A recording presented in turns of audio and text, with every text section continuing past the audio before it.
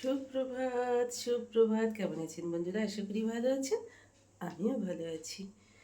তো সকাল সকাল সেই রান্না করতেই তো আপনাদের বাচ্চাবাবুর আজকে ফিস্ট আছে। ও চলে গেল ফিস্ট করতে, আর আমার আর বাবির রান্না আছে, ছেলেটা বাড়ি গেছে। তো এইসব নিয়েই চলছে। তো যাই হোক, আজকে যেহেতু বাবি আর আমি বাড়িতে আছি, আজকে ভাবলাম বেশি রান্না বান্না কিছুই করবো না। একটু ধনিয়া পাতা বেটে নিলাম, ভাতটা হয়ে গেছে, নামিয়ে দিয়েছি। আর শাকটা জলে দিয়ে তুলে রেখে দিয়েছি, মাছটা ভাজা হয়ে গেছে। একটু মাছের ঝাল করবো বেশ সুন্দর, পেঁয়াজ টিয়াজ টমেটো ফমেটো ধনে পাতা দিয়ে, আর একটু ধনিয়া পাতা বাটা, আর একটু কালকে যে চাটনিটা বানিয়েছি না, অনেকটা চাটনি, তো সেই চাটনি খানিকটা নিয়ে নেব। আর ভাবছি একটু শাক ভেজে নেবো, ব্যাস মা বেটির এই দিয়ে হয়ে যাবে। যদিও ভাবিটা আমার অফিস যাবে। তো চলুন রান্নাটা করতে থাকি। আমি ঘুমটা দিয়েছি দেখেছেন, যেহেতু জানলাটা খুলে দিয়েছি, বেশ শিরশির করে হাওয়া আসছে, তাই জন্য একটু ঘুমটা না দিলে হবে না। কাদের কুলের বউ তুমি, বুঝেছেন?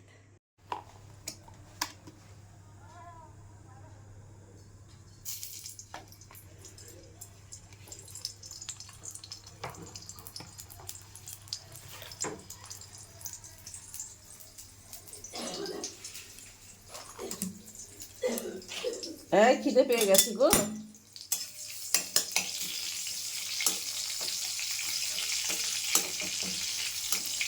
একটু জল, চা খেলি তো, চালে জল বসিয়ে দেবো,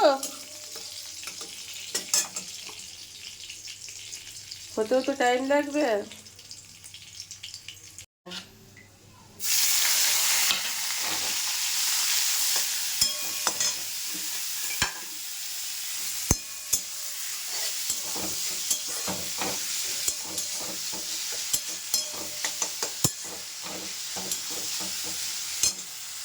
বাচ্চাও ফিস্ট করতে চলে গেছে, ভাবি এবার অফিসে বেরিয়ে পড়লো। ওকে একটু ওটস এর খিচুড়ি করে দিলাম, একটু খাইয়ে দিলাম, ঠিক মতো খেলো না, শরীরটা বেশ ভালো নয়। যাই হোক, ও অফিস বেরোনোর টাইম হয়ে গেছে, এবার বেরিয়ে পড়লো। তো চলুন ওকে একটুখানি বাই বাই টাটা করে আসি। সাবধানে বেরো বাবা, খুব সাবধানে। হ্যাঁ, টাইমে যে ওষুধগুলো দিয়ে দিয়েছি একটু খেয়ে নিও। ভাবি বলছে 25 জানুয়ারি ছুটি নেবে, বর্ধমানে নাকি সোনাক্ষী সিনহা আসবে, আরেকজন কে একজন আসবে, সে কথাগুলো আপনাদের আমি শোনাতে পারলাম না। তো সাবধানে এসো বাবা, সোনা মা আমার। কে?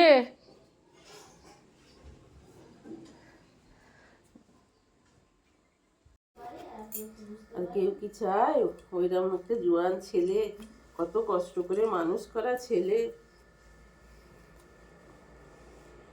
তো বললাম না, কার কপালে কখন যে কি ঘটে গো, কেউ বলতে পারে না। কোন মানে মানুষ সকাল যে শুরু হয়, মানুষের সকাল যে শুরু হয় কিভাবে, আজকের সকালটা তোমার কিভাবে যাবে, এই কথাটা কিন্তু কেউ মানে কেউ বলতে পারে না যে আজকে সকালটা আমার ঠিক এইরকম।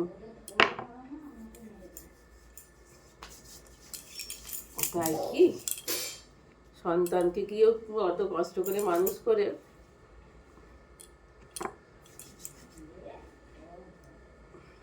বিছানা পরিষ্কার পরিচ্ছন্ন করে নিয়েছি, তো সেটা আর আপনাদের দেখালাম না। প্রতিদিন কি আর বিছানাপত্র গোছানো দেখাবো বলুন। আর এই ঘরটাকে বিছানাটাই পরিষ্কার করতে হয়। দেখুন গাছগুলো একটু জল নেই, গাছগুলোকে একটু নিয়ে গিয়ে রোদে দিতে হবে। আগে দুটো খেয়ে নিই, কইতে 1টা নাগাদ বাজতে চললো। আর জানলাগুলোকে, এদিকে তো আর রোদ নেই, তো চলুন জানলাগুলোকে ঝপ করে বন্ধ করে দিই, নাহলে না ভীষণ মশা ঢুকে যাবে। রোদ থাকতে থাকতে বন্ধ করে দিলে কী হয় বলুন তো, মশাটা না উপদ্রবটা একটু কম হয়। তো চলুন বন্ধ করে দিই, ভাতটা বেড়ে রেখে দিয়েছি। তো চলুন পাতাটাকে টেনে দিই ভালো করে। বাবারে, হ্যাঁ হয়ে গেল, ভাতটা বেড়ে ফেলেছি। এখানে জামা কাপড়গুলো কালকে কালকে যেহেতু মেমারি উৎসবে দেখতে চলে গেছিলাম, মেয়ের উৎসব, তো সেহেতু কী বলুন তো, জামা কাপড়গুলো গুছোনো হয়নি। তো চলুন এবার বসে একটু মা লক্ষ্মী ধীরে সুস্থে বসে একটু খাই। আর আজকে রান্নার মেনুতে তেমন কিছু নেই, আপনাদের দাদা ফিস্টে গেছে, ছেলেটাও নেই, বাড়ি গেছে। তো এখানে একটু ধনিয়া পাতা বাটা, সেটাও কালকের। আর আজকে একটু শাক ভাজা আর একটু দুটো বাটা মাছি ঝাল দিয়া বানিয়ে নিয়েছি। এই হচ্ছে আজকে লাঞ্চের মেনু। দিদিমা ঠাকুমারা বলতেন চুল খুলে খেলে ভাইয়ের অমঙ্গল হয়। ভাইয়ের আর আমার অমঙ্গলের কি বাকি আছে? আমার অমন রূপের ড্যাডি ভাইটা কথাতেই বলে, অতি বড় সুন্দরী না পায় ঘর, অতি বড় ঘরণী না পায় বর। তো না, অতি বড় সুন্দরী না পায় বর, অতি বড় ঘরণী না পায় ঘর, এইটাই কথা। হয়তো আমি হয়তো ভুল বলে ফেললাম। ভুল বললাম, কোনটা ঠিক বললাম সেটা আপনারা একটু কমেন্টে বলবেন। তো আমার ভাই সত্যিই সুন্দর, কিন্তু ঘরও পেল না, কিছুই পেল না। আজ তার কী অবস্থা আপনার সামনে আগেই শেয়ার করেছি। দেখলে চোখে জল আসে। বাপের বাড়িতে যাই, ছুটে যাই ভাইটাকে দেখারই লোভে। তো ভাইটার আজ আবার আসে না, অতিরিক্ত আমার কাছে আসতো। বড় যন্ত্রণা, বড় কষ্ট।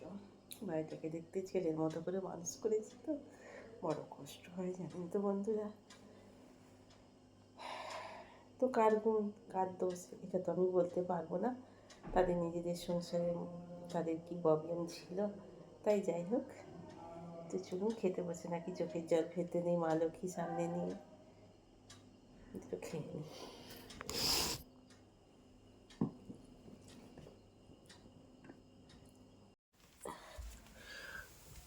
গাছগুলোয় চলে একটু জল খাইয়ে দিই।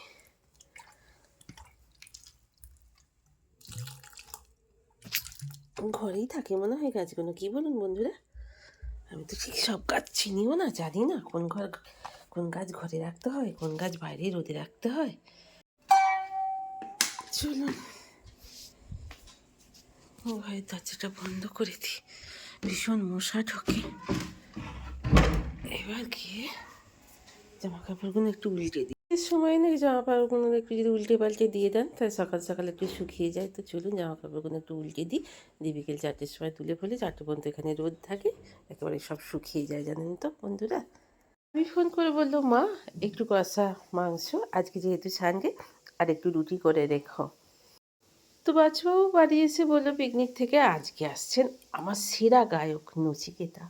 তো যেতেই হবে, তাড়াতাড়ি করে মাংসটা চিকেনটা কিনে নিয়ে এসে ঝাপাং করে চাপিয়ে দিলাম আর টাপাং করে রান্নাটা করে ফেললাম। তো চলুন বন্ধুরা, একটু আমার একজন স্পেশাল গায়ক জানেন তো, তাকে না দেখতে পারলে না মনটা খুব হাবুলি করতো। তো চলুন বেরিয়ে পড়ি, আমি রেডি হয়ে গেছি, 7টায় আসবে, ঘড়িতে বাজছে 6টা 35। কেমন লাগছে আমাকে বলুন, কেমন লাগছে? তো চলে এসেছি আমার সেরা সেরা প্রিয় গায়ককে দেখার জন্য। তো গানগুলো আমি শোনাতে পারছি না, কারণ কি বলুন তো, কারণ কপিরাইট আসতে পারে। তো ছোট থেকেই বড় হয়েছি ওনার গান শুনে। ওহ, বৃদ্ধাশ্রম গান যেন জীবনকে মনকে যত বয়স হচ্ছে যেন ছুঁয়ে যাচ্ছে। সত্যি সেরা সেরা, আমার সেরা প্রিয় গায়ক। তো আজকের মতো এখানেই শেষ করলাম। এটা দেখতে দেখতে সবাই ভালো থাকুন, সুস্থ থাকুন, গুড নাইট।